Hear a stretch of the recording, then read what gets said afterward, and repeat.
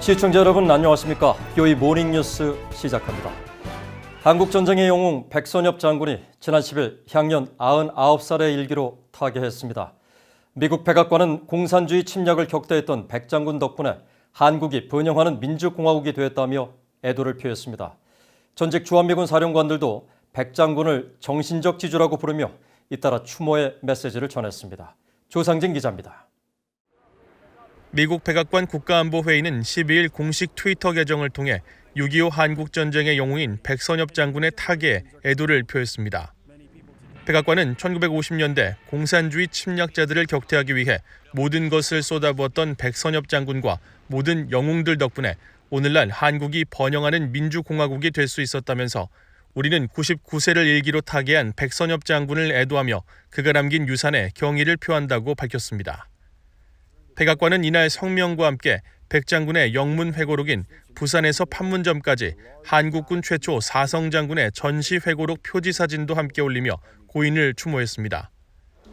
해리 해리스 주한미국 대사와 로버트 에이브럼스 주한미군 사령관은 백 장군의 빈소를 찾아가 조문했습니다. 해리스 대사는 지도자이며 애국자이자 정치가였던 백 장군이 현대 한미동맹 구축을 주도했다고 평가하고 그가 그리울 것이라고 말했고, 에이브럼스 사령관은 유엔군 사령부와 주한미군을 대표해 깊은 애도를 표하고 유족들에게 백 장군은 한미동맹의 심장이자 영혼이었으며 위대했다는 말을 한 것으로 전해졌습니다. 백 장군과 각별한 관계를 유지해왔던 전직 주한미군 사령관들도 그를 정신적 지주로 부르며 추모의 메시지를 전했습니다.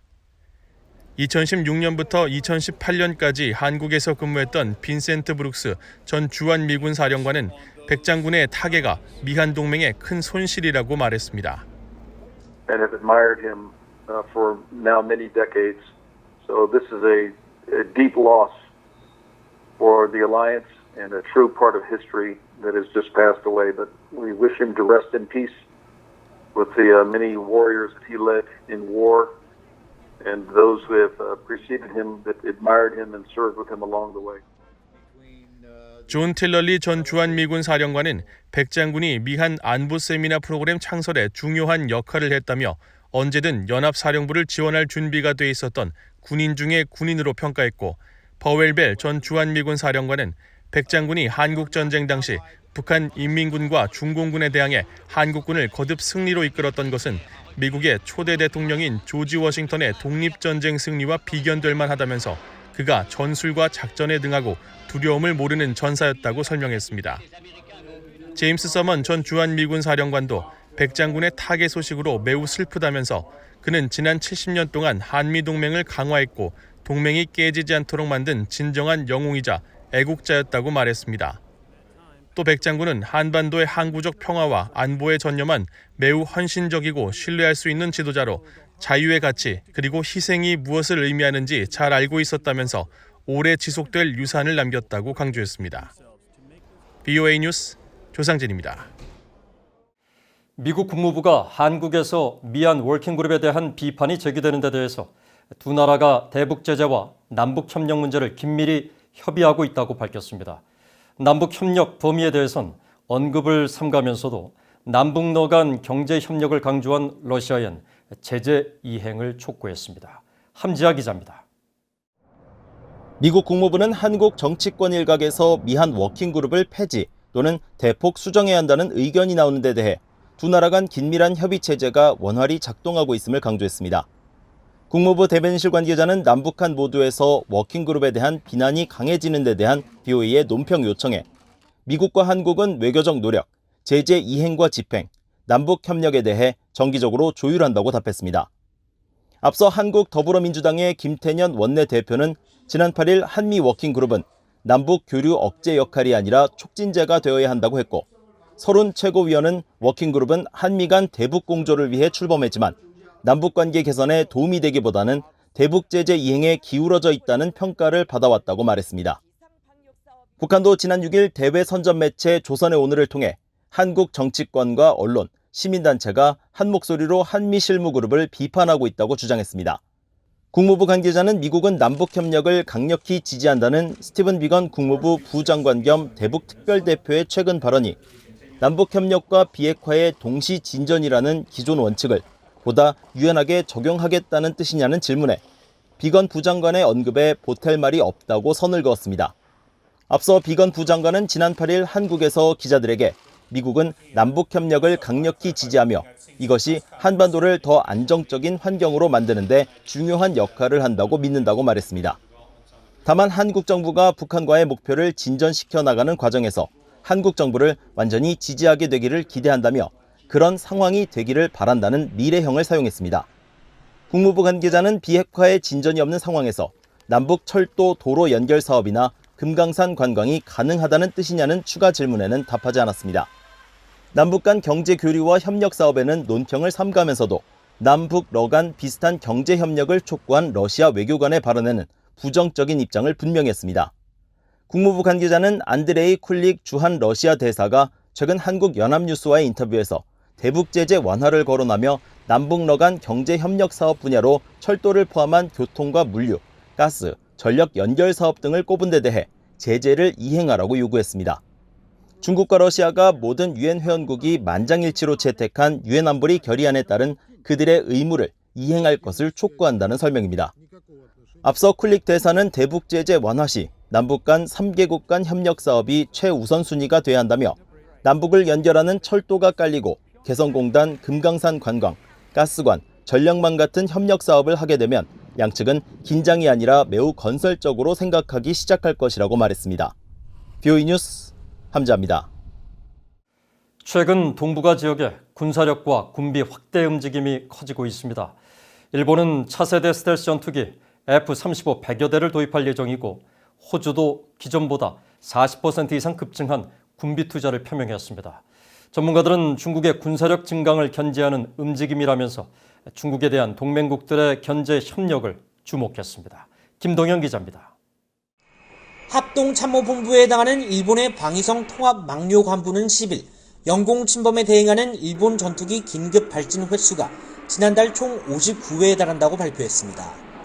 중국 국적의 항공기 대응이 32회로 가장 많았고 러시아 항공기 대응이 26회로 뒤를 이었다는 겁니다.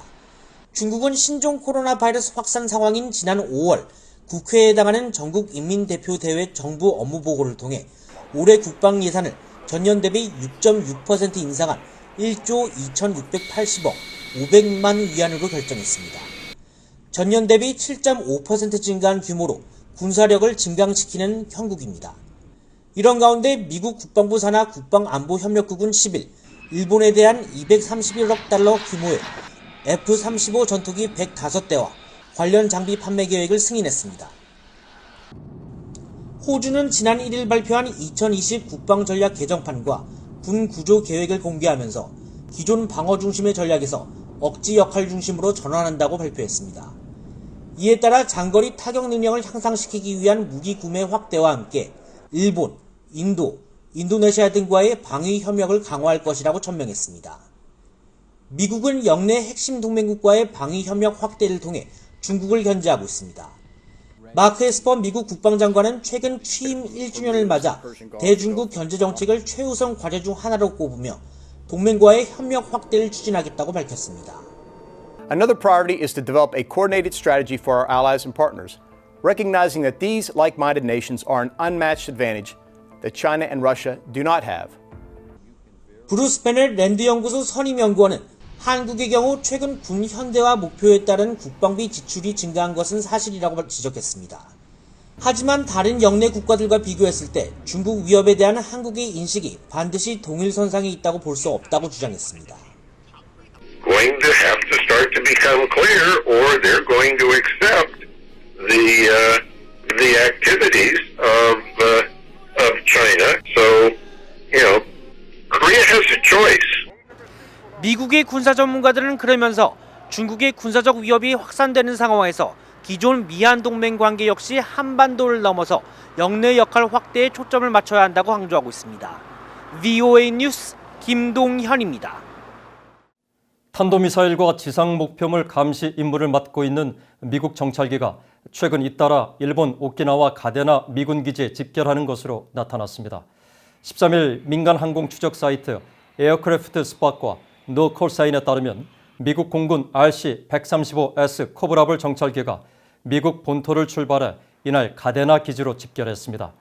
RC-135S는 최첨단 전자광학 장비로 원거리에서 탄도미사일 궤적을 추적할 수 있으며 탄도미사일 탐지와 추적에 특화돼 한반도 상공에서 임무를 수행했으며 앞서 RC-135U 컴뱃 센트와 지상감시 정찰기 E-8C 조인트 스타즈도 최근 가데나 기지에 배치돼 지난 9일과 11일 각각 남중국해와 동해에서 임무를 수행했습니다.